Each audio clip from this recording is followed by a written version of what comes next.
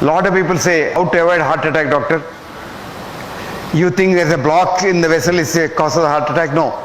Block in the vessel is a good business for me. I can tell you I want to bypass that and take about 5 lakhs from you. But that block has been bypassed by nature or God long ago. Otherwise you would live. Supposing you had 100% block, how can you survive? So as the block appears over a period of years, the collaterals come. I have a ACE patient in Mangalore. This man saw me about 40 years ago when he was about 50 plus. And he brought an angiogram where all vessels are blocked. Every single vessel of his heart was blocked. And he said, doctors asked me to immediately have bypass surgery. So I looked at the angiogram. Nature had done so much a bypass. His whole heart was so beautifully supplied by blood. So I told him, look, you don't require anything. Nature has done the job. We can only do a cosmetic work on top of it and harm you. So don't worry. But his children were all in America. So they thought, this village doctor doesn't know. So they took their father to America. They went to Mayo Clinic and showed their angiogram. That Mayo Clinic doctor said, send your father back home. Ask him to have a peg of whiskey every night and enjoy life. He will not die. Don't touch him. And that man is alive now, 94. And you can see him today, 94, ramrod straight. He had 3 cancers after that in the last 40 years. Survived all the cancers also. And this is a very quick man. If you read Mangalore newspapers, this man has now taken the voluntary job of chief traffic warden. Early morning at 9 o'clock, he's about 6 feet 4 inches height. He'll put on that police dress and come and stand in Hampalgatta and direct traffic. At the age of 94. And he's so fit and healthy. Why is he healthy? He has a healthy mind. I always say, mind, your heart will be fine. If you don't mind your mind and fill the mind with hatred, jealousy, greed, ego, depression, etc., you will die of a heart attack very soon. The cause of a heart attack is not the block, but a bad mind. It's a bad mind that attracts a clot, and that clot kills. And if you had a block earlier, you probably don't die. If you didn't have a block, if you were very young and didn't have a block at all, if you get a heart attack, you will die instantaneously on the spot. That's called sudden death syndrome, which is different from heart attack. Before the heart attack occurs, you are dead. So your heart on postmortem looks normal, but you may have died of a heart attack, because the heart is called electric death. And this happens. It happens in 2 circumstances. A, if you are an alcoholic, if you drink a lot of alcohol, your wiring inside the heart gets eaten up, moth eaten, and wiring gets snapped one day. So you suddenly drop down dead. But if you have a heart attack and you are old and have many blocks, you will never die. You will have chest pain, come to the doctor, make the doctor rich, and you will go on and on and on, jug on, and you don't die.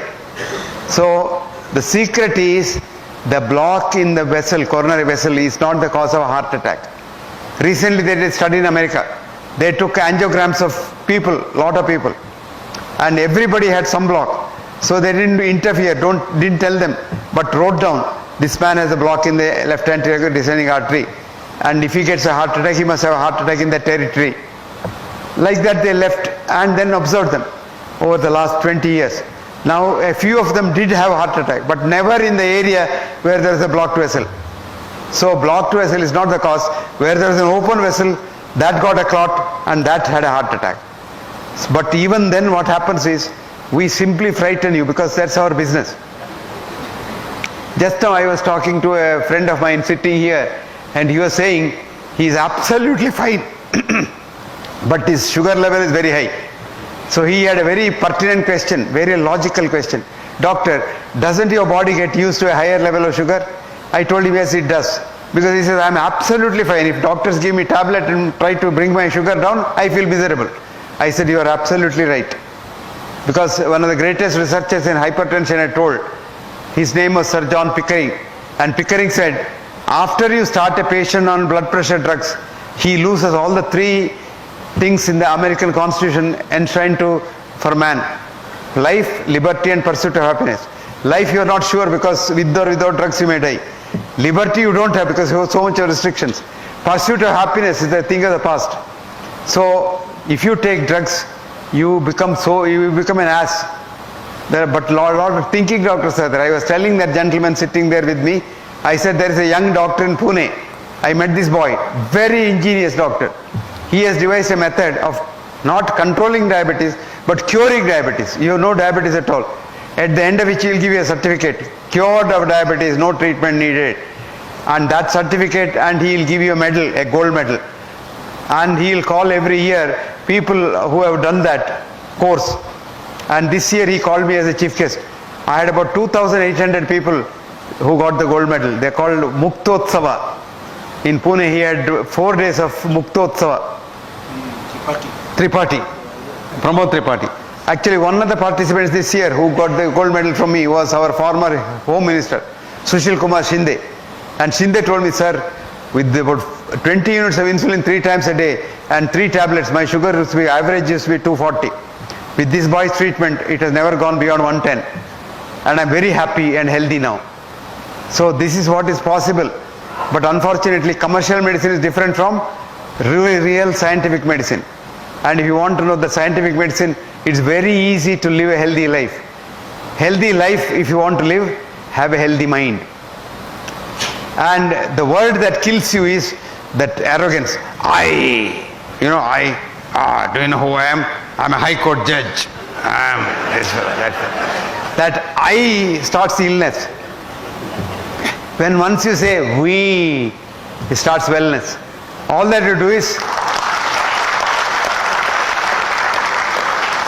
convert that I into we. That's all, as simple as that. So the things that kill you are the negative feelings in your mind. The things that keep you healthy are positive feelings for others. If you want to be healthy and happy, make others healthy and happy. I always tell my students, each one, at least reach one life so that he is made happy. And a lot of people go in search of happiness. I'll be happy when I get my daughter married. I'll be happy when I become the Chief Justice of India.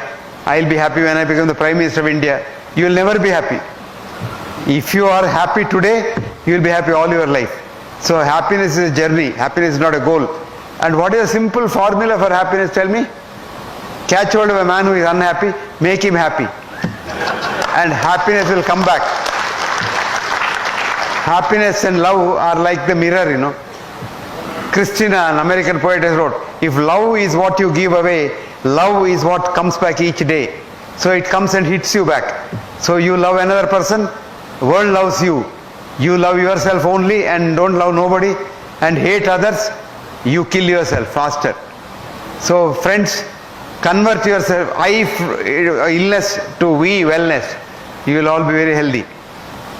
Then a lot of people think, oh, if I eat this, I'll be healthy. If I run a mile every day, I'll be healthy. If I run marathon now and then, I'll be healthy. All not correct. You are healthy if your mind is healthy. You don't have to even run nothing of the sort. You can eat anything as long as you don't eat when you are not hungry, you are fine. If you don't eat too much and become obese, you are fine. Eat what you like.